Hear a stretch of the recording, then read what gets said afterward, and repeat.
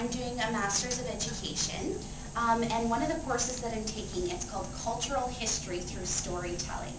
And so the assignment was to tell a group of people a story that had some sort of cultural significance. So I'm actually taking the program down in the States, in Massachusetts. So initially I thought of telling like an Irish folktale or something of that kind. But doing the program in the States, I just feel a stronger sense of being Canadian. So I really wanted to tell a Canadian story. But we have sort of like a more recent history than some other countries. So my friend Tim actually wrote this book. It's called Some of the Kinder Planets. He wrote it a long time ago, but it's a series of short stories. And he wrote this one based off of a true account that was from the 1900s. So that was written in the 1900s. The story is placed even earlier than that. So I've sort of adapted his short story for my assignment, and I was hoping you guys could listen to it if that's okay. That's good? Yeah. Okay, perfect. So I'll get started. So it was August 1867, and Upper Canada had only been Ontario for a little over a month, a province in a new country. Edward George Lee wondered what it meant to be Canadian, if anything would be different. It certainly didn't stop his father from giving him chores. That day they were going up to Green Lake to clear trees, hardwood and pine, and mosquitoes. Eddie had to get up early and feed the horses, and he snuck them each a Macintosh apple. Little did he know he was going to become famous. Famous and forgotten, all in the same day. Eddie pondered what it meant to be a Canadian as he walked in silence with his father, listening to the whistle of a white-throated sparrow as they walked along. Captain Overman of the Ottawa Forwarding Company had hired Eddie's father to clear some land. Eddie helped by hooking up the oxen to the fallen trees and bringing the wood to a burn site. It was hard to imagine that one day there wouldn't be forest everywhere. The smoke from the burn site kept most of the mosquitoes away, but one landed on Eddie's neck, and he felt it as he felt sweat trickle down his spine and soak his shirt. He took off his shirt and laid it over the bush so it could dry in the hot sun. Noontime rolled around, as it does, even on days when you're about to become famous and forgotten, and Eddie had to run home to fetch lunch. He brought his father back griddle cakes and sausages in an old biscuit tin. His father sat on a stump overlooking the lake and ate his lunch.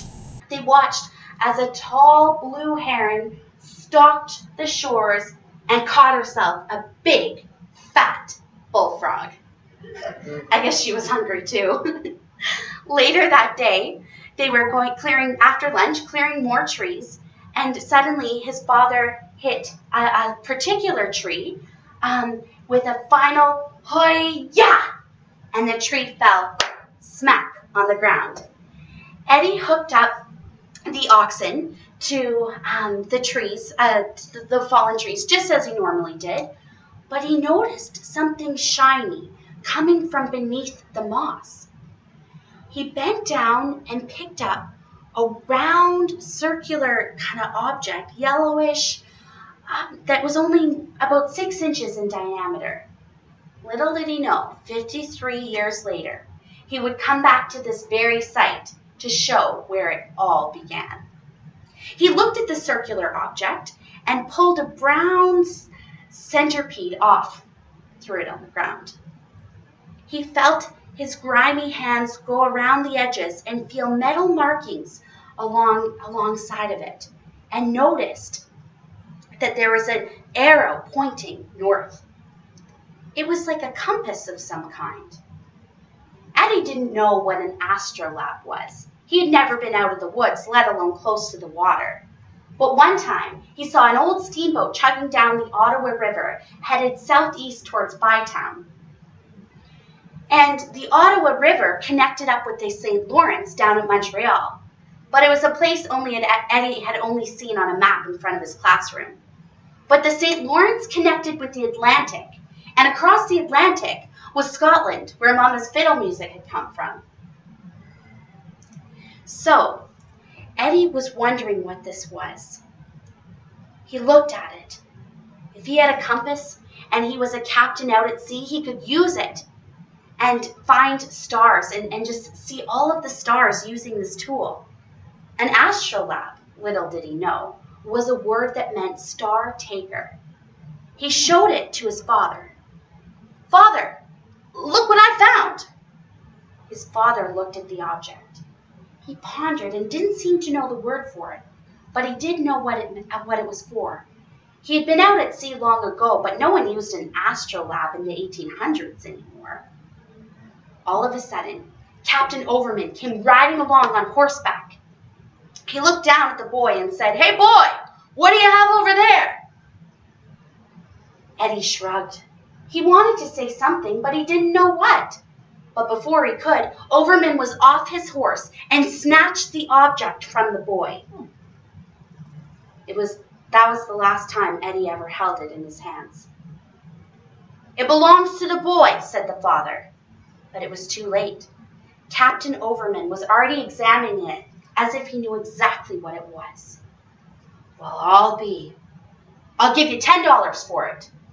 Eddie didn't want to sell it, but $10? That was 3 times a grown man's wages.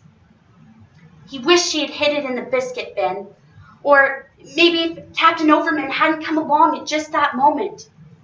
Before he could say yes or no to the $10 offer, Overman had slipped it into his side pocket on his saddle, tipped his hat, and rode off and away. Eddie never saw a penny for it. Oh. Years later, he was reading the Renfrew Journal, and he found out that there was a proper name for what he always referred to as the item, an astrolabe. Evidence points strongly to the instrument being one lost by Samuel de Champlain. Eddie's eyes blurred. He blinked. Even with a modest education of only 8 years, he knew that name. Father of French Canada. Yeah. The greatest explorer of the age of exploration. But even great explorers make mistakes, it seems. Led to believe there was a quick route to the North Sea up the Ottawa River, Champlain took an expedition that way in 1613.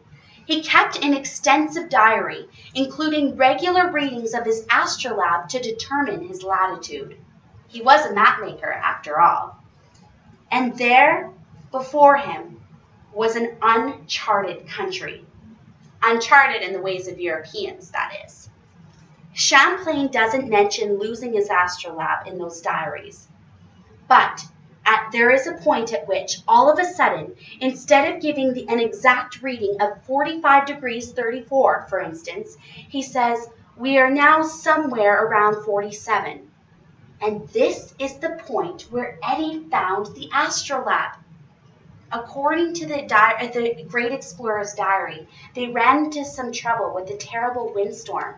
It would have been easy for the small item to fall out of Champlain's back pocket and be lost for what seems as though it would be forever.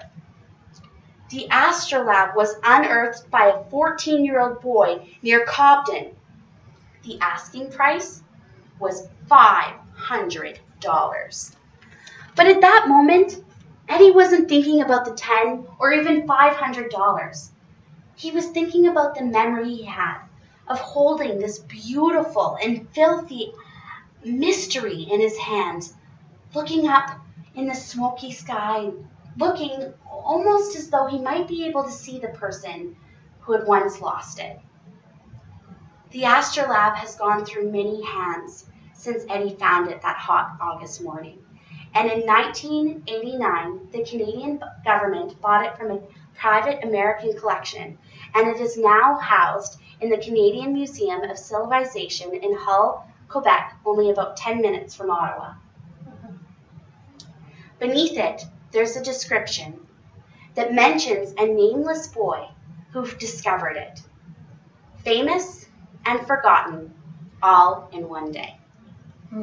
And that's the end of that story. Thanks, you guys.